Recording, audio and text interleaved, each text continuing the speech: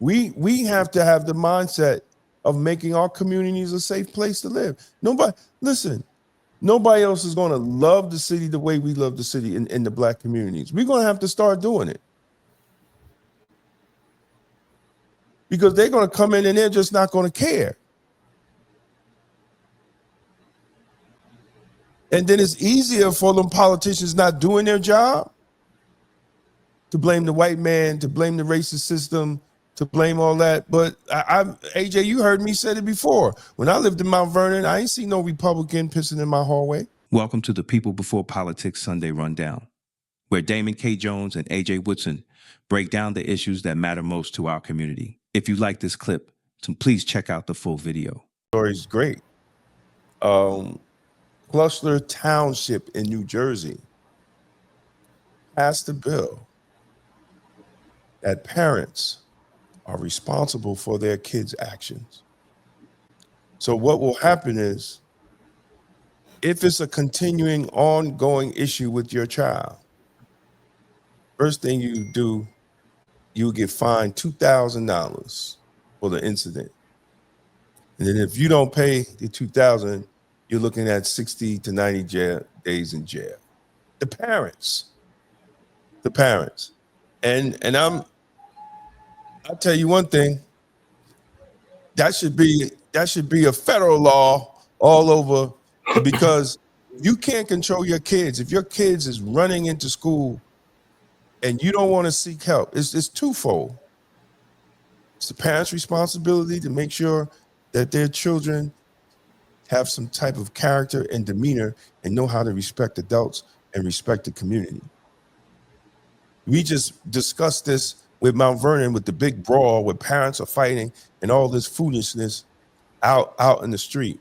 But it's also elected officials' responsibility to make sure if these parents have problems, that they're able to get help for their children. So it's twofold. But we just cannot have kids doing these things and there's no accountability.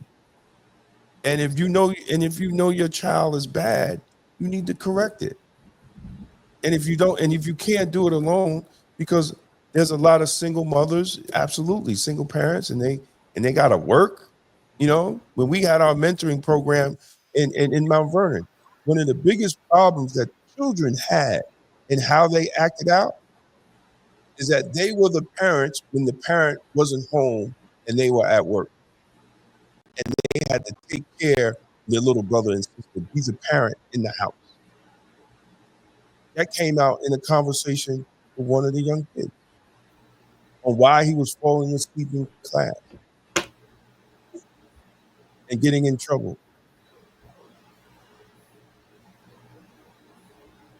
So these are the things. Let me play the abundance of service, especially mental health. Well, this is not unique to Gloucester Township, but rather is symptomatic of a larger societal juvenile crisis. And I'll tell you, I don't have all the answers. But one possible answer is to hold parents accountable for their children. No, that was it. I couldn't get the longer one, but they're serious about the business. And then, of course, there's protests. There's protests against it. Where do these hey, AJ, where the hell do these protesters come from? They pop up everywhere.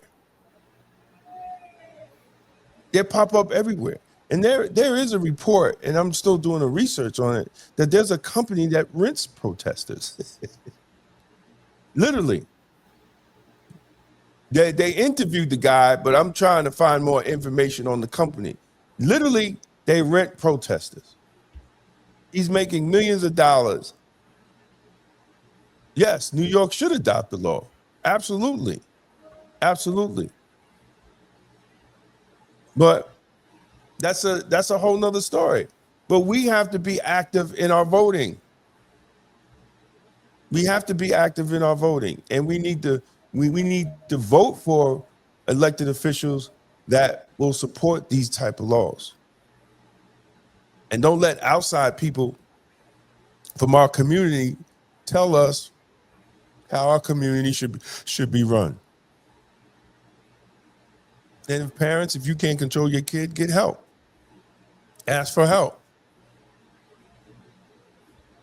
I mean, it's as simple as that. Because some parents do need help.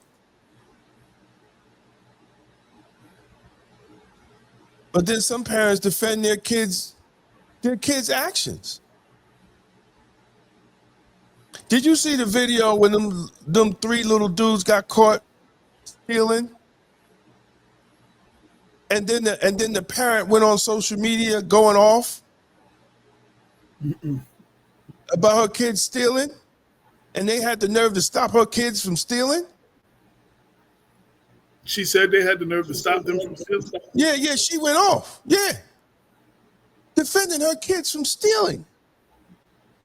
But the craziest thing was how disrespectful the children were to the people in the store when they got caught.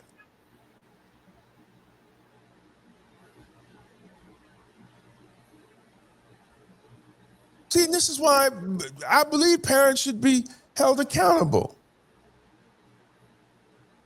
And then maybe the kids will change their attitude. If they out here assaulting teachers, the parents should be locked up. Because you should be raising your kid not to hit an adult. Respect towards adult, whether you like them or you don't like them. That means you're not teaching your kids proper manners. If they're cussing out and calling adult B's and all type of names and this like that, that means you're not teaching your children. Yo, my parents always told me, yo, if I have a problem with an adult, for me not to act, for me to go home and tell them and let them deal with it. And they would deal with it as an adult. But I was never supposed to, even if they were wrong, I wasn't supposed to, like, you know what I'm saying, come out the lip and be all this and all that. You know what I'm saying? But go back and tell them.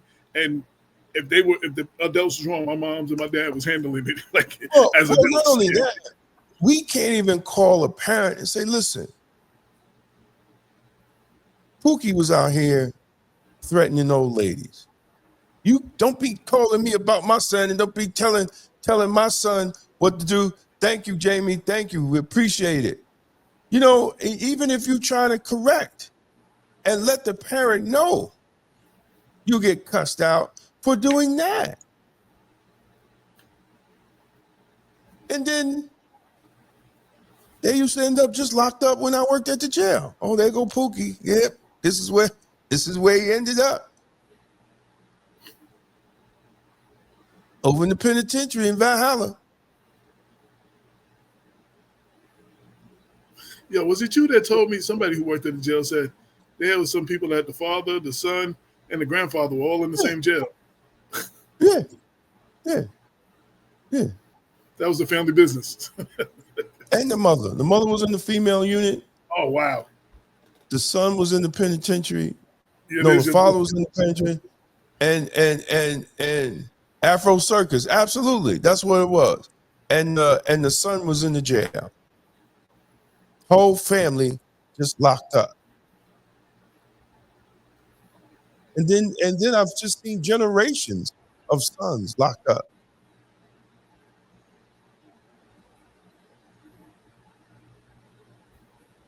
And then, you know, there was some, these kids' sons just wanted to be like their father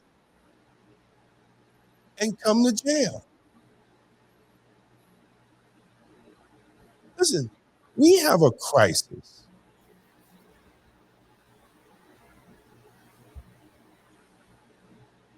No, this is not like the mob. Mob had standards. This is just Afro Circus.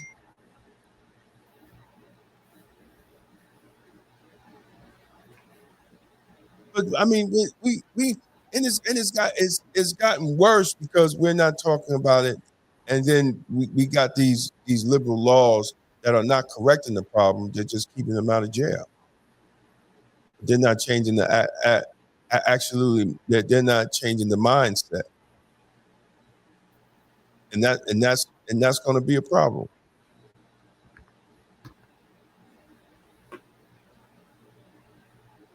We got to get back to family unit, man. Like, we got to get back to family, straight music. And that's going at men and women. Stop having these children out of wedlock. Studies show. You get mad at me if you want to, but it is what it is. Studies have shown children that are raised in two-parent households do a lot better. I was raised in a single-parent household, but I'm just saying, some of us make it through. And a lot of us don't. I've seen it. It's always better than have two. Even the Bible teaches you that.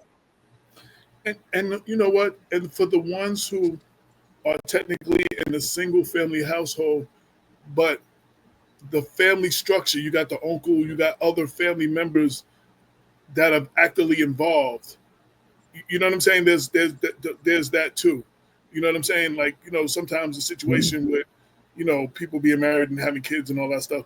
But the family, like, yo, I couldn't have like been disrespectful to my mom or something like that. I'd have had an uncle come visit me, like, yo, you don't touch your mom like that. Like, you understand what I'm saying? Like, I'd have had other men in my family like come see me outside of my father, like, you know, because you just don't do that, at least, you know what I mean? And you know, they come. What was you gonna say? It's too late for the native. Well, Jack always try to just put. He try to put that battery in your back. Yeah. See, Jack be trying to get me. That's the general, because Jack know he'll say something and then I'll go on a tyrant for a whole half an hour. But I'm not going to do that. I have a schedule, Jack. We getting professional. Look down. We have a schedule.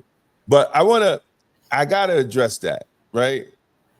And that's why we have to change our language. And it's nothing against what he put up, African and Caribbean people. It's nothing against them, but we really have to have discussions on foundational Black Americans, right? We have to have discussions on what we're going to do as foundational Black Americans. And it's not even a slight at anyone else, but it's just like they tell you on the plane to put the mask on yourself first before you help other people. Even if it's your elderly parents or elderly your child. people. Yeah, you got to put the mask on yourself first.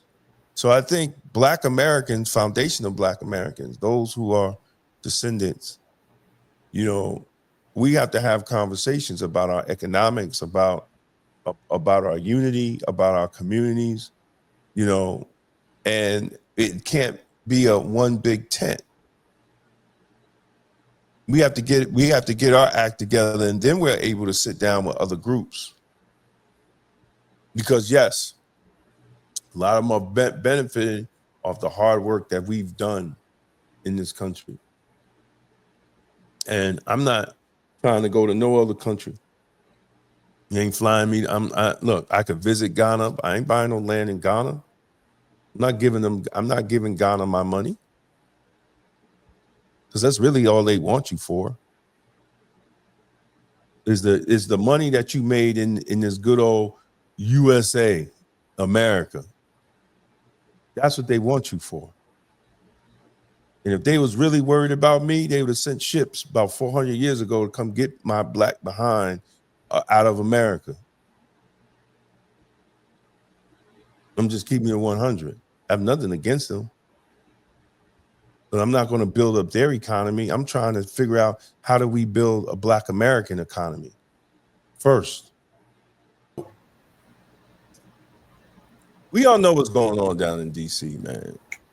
And you know, whether the whole thing, well, dude, I don't know if people know why it jumped off the way it jumped off. It jumped off because one of the what was the Doge? One of the Doge employees, the one that got famous, Mr. b-balls got beat up in DC. Allegedly, he attempted to stop a group of people from robbing a female. And they put the beats on him. They posted the pictures all online. They beat him. So that was the catalyst for Trump to go off and do what he did. Now, yes, legally he's able to do it for 30 days. To move forward, Congress is going to have to vote. Well, he had 48 days before he had to give Congress a piece of paper that extends it to 30 days. 48 hours, I'm sorry.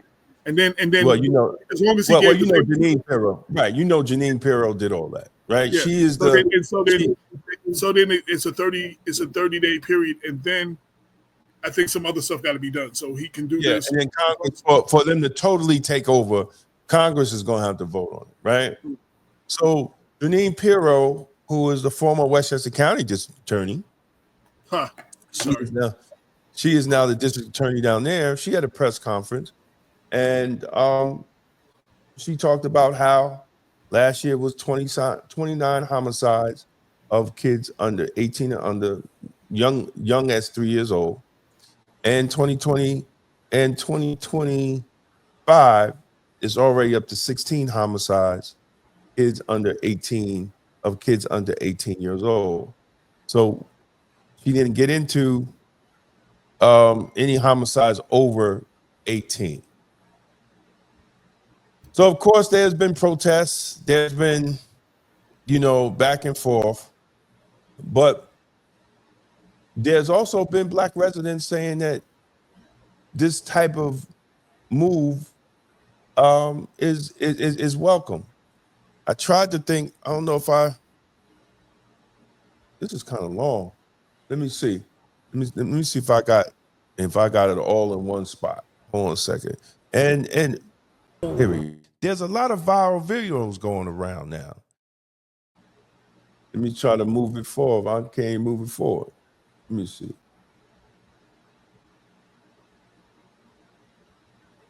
I thought I could cut it. Well, there's a lot of viral videos going around now. They're everyday people saying, I feel safer than ever. Man, down the city is quiet as a church mouse, young. I came all the way down Pennsylvania Avenue this morning. So peaceful, young. I don't smell no weed, young. I don't see no homeless people. I mean, I came all the way through the southeast side, all the way down here. You can see now I'm at the White House, jump, man. It's quiet, young.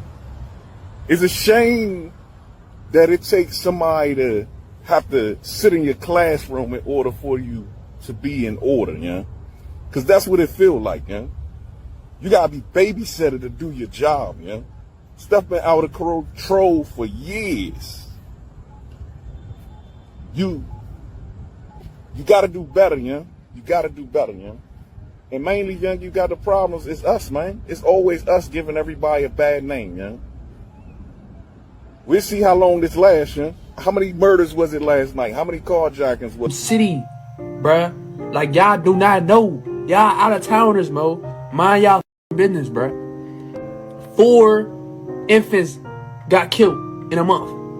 This shootings every day. Carjackings every day. The city is wild right now, bruh. And it might say it's the lowest it's ever been. That's because these niggas not getting caught. There's so much shit going on. Y'all don't even know, bruh. I'm recovering from getting shot in DC, gang. So for y'all out of towners to be like DC's not that bad and this shit don't need to be done, y'all don't know shit, bruh. Like for real, y'all don't know. Want DC turned into a military. So there's another video of an interview with a young lady who lost her son to a homicide in DC, and she said that they were, I don't know what happened to the video. I thought I downloaded it. They were trying to ask for the National Guard to come in before. So the National Guard, with some Black DC residents, they have requested before. to come in because of the crime. Even MSNBC Joe Scarborough was talking about the crime, and he read a text message from someone who was living in DC. He didn't say the name, and they were like, it's about time too. And I put a post on Facebook. See, when we don't police ourselves and make our community safe, the white man will do it for us. And then we're going to complain that the white man is doing it for us. We have to have the mindset of making our communities a safe place to live. Nobody else is going to love the city the way we love the city in the black communities. We're going to have to start doing it. Because they're going to come in and they're just not going to care. And then it's easier for them politicians not doing their job to blame the white man, to blame the racist system, to blame all that. But AJ, you heard me say it before. When I lived in Mount Vernon, I ain't seen no Republican pissing in my hallway.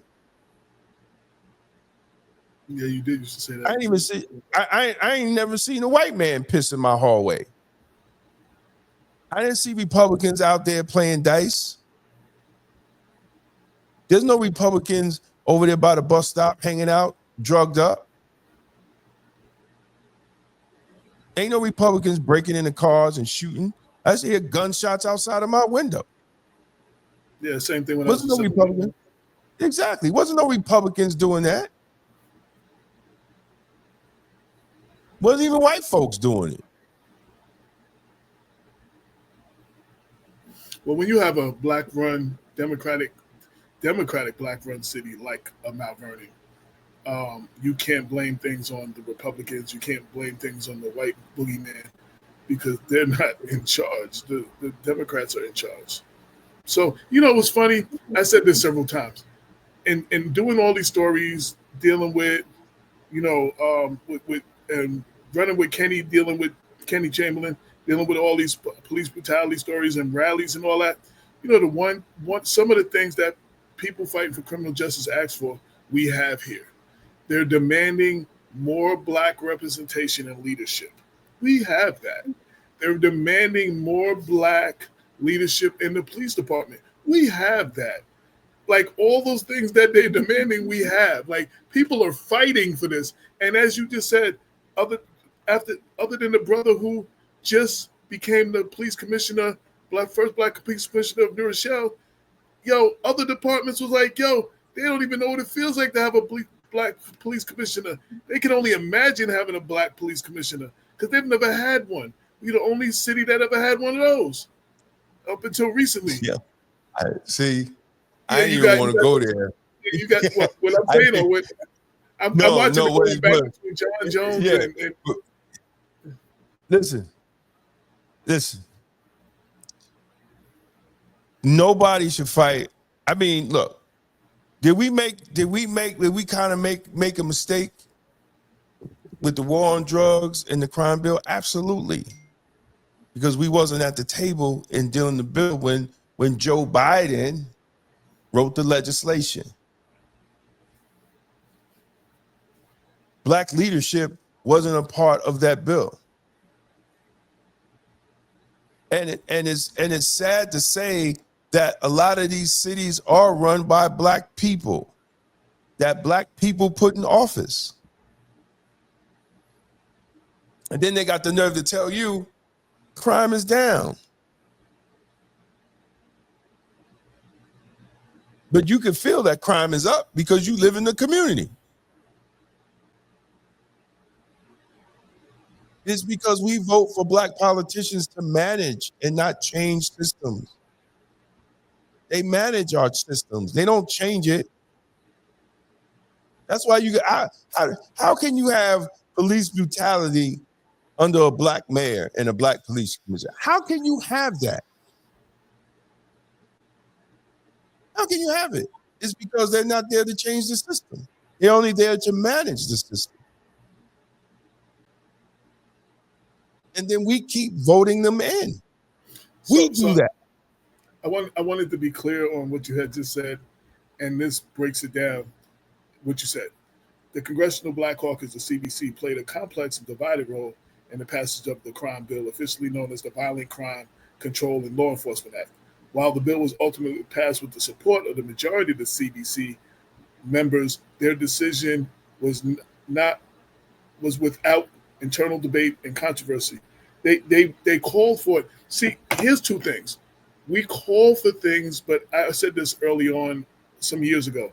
We're not specific in what we want. We come in, oh, you got to help us, but we're not specific. And when they do help, you can't get mad because you didn't tell them what you want. You said come in and help. They was looking for a reason to do what they was going to do anyway, and you just gave them the opening to do what they wanted to do because you demanded their help. After 9/11, this country demanded help, and we ended up with the Patriot Act and Patriot Act 2 because the people were just demanding for it, but they didn't explain what kind of help they wanted. They was like, just come in and help us. So they came in and helped us in their mind, and we're not at the table in the conversation. We weren't specific in what kind of help we wanted. What we wanted, demanding exactly what we want, like other groups do. They're like, yo, we want this, this, this, this. We said, help. You got to come in and help. You got to do something. And what they did was do something.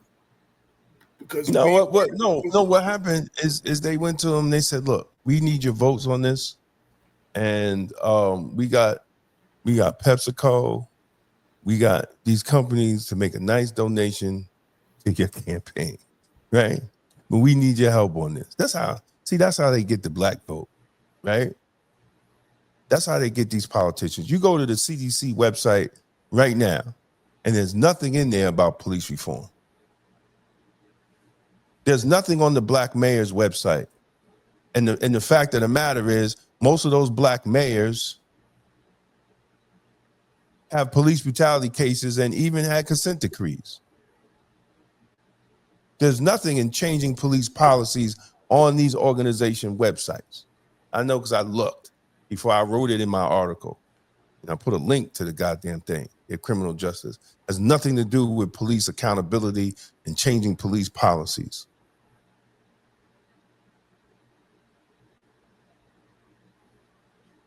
So we're putting people in place that have no intention.